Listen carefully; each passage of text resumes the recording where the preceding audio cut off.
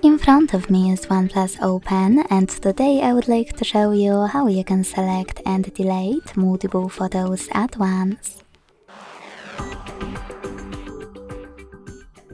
Begin by launching Photos app and selecting Photos or Albums on the left. Wherever you decided, after locating all of your photos to delete, hold one of them and tap on Select All at the top to select multiple. To keep some of those photos, tap on the chosen ones, and to get rid of the rest, use bin icon at the bottom. Then confirm your choice in the pop-up.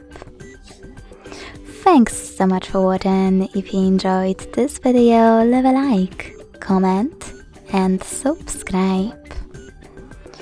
Bye!